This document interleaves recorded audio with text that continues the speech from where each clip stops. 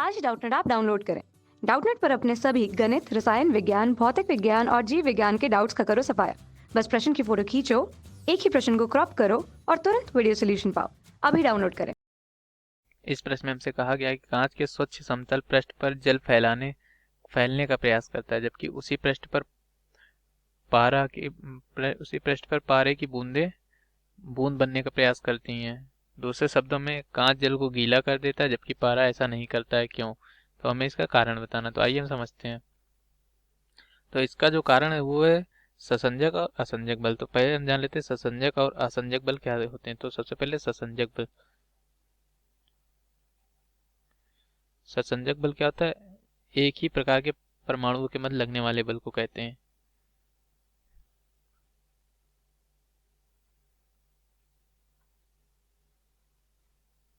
परमाणुओं या अणुओं के मध्य।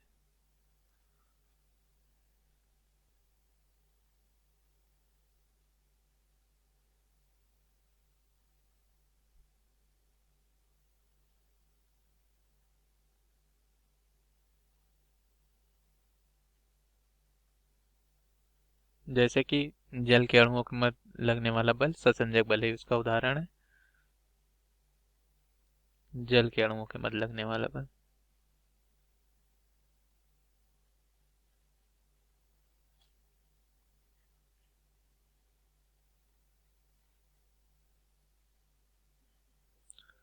अब हम बात करते हैं असंजक बल की। असंजक बल क्या होते हैं?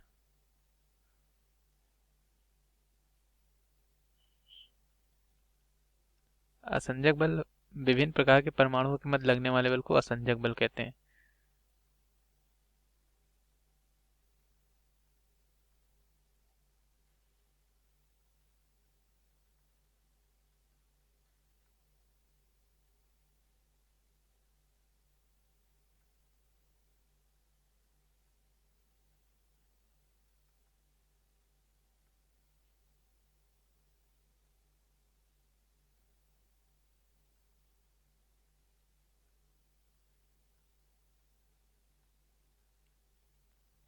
तो अब हम इसको समझते हैं कि कांच को जो है जल गीला कर देता तथा पारा नहीं कर पाता। इसका कारण क्या है? इसका कारण है हमारा ससंजक और असंजक बल ही है, लेकिन हम इसको एक चित्र की मदद से समझते हैं।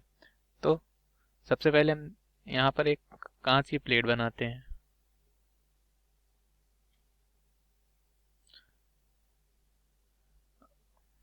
एक हम पारे के लिए भी बनाते हैं। यदि हम इस पर एक जल की बूंद डालते हैं तो क्या होता है?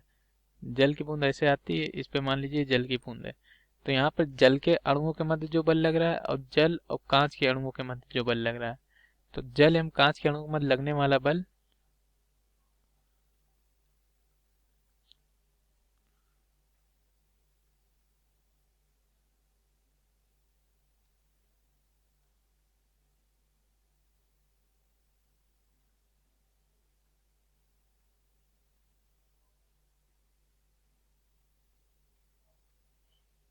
अधिक होता है किससे? जल के अणुओं के मध्य लगने वाले बल से अधिक होता है।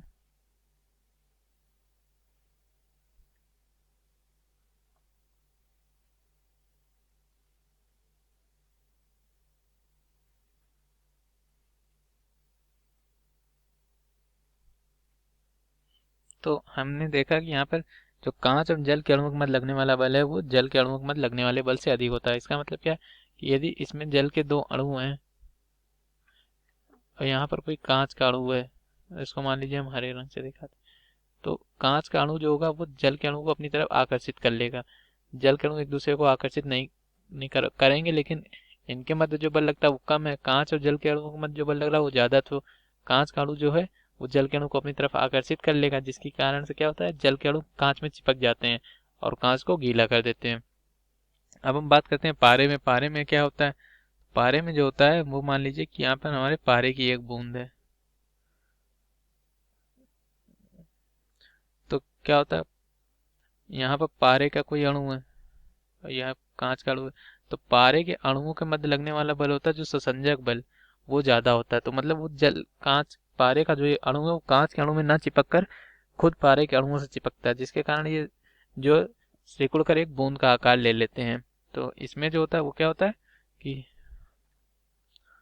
पारे के अणुओं के मध्य लगने वाला बल ज्यादा होता है।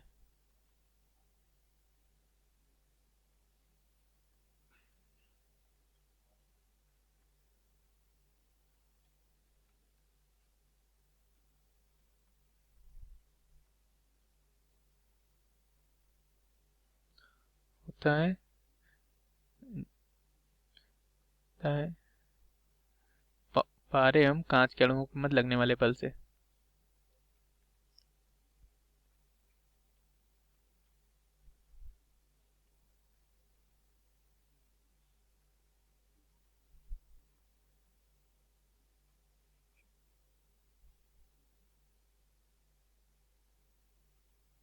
तो इसका कारण क्या है कि पारे के अणुओं के मध्य लगने वाला बल ज्यादा होता है, तो वो पारे का जो अणु है वो आपस में एक दूसरे की तरफ आकर्षित होते हैं, वो कांच के अणु की तरफ आकर्षित नहीं होते, जिसके कारण क्या है पारा कांच में चिपकता नहीं, या यूं कह सकते हैं कि पारा जो है कांच को गीला नहीं करता तथा उसकी सतह पर सिकुड़ कर एक बूंद का आकार ले लेता। तो इसका उत्तर यही है।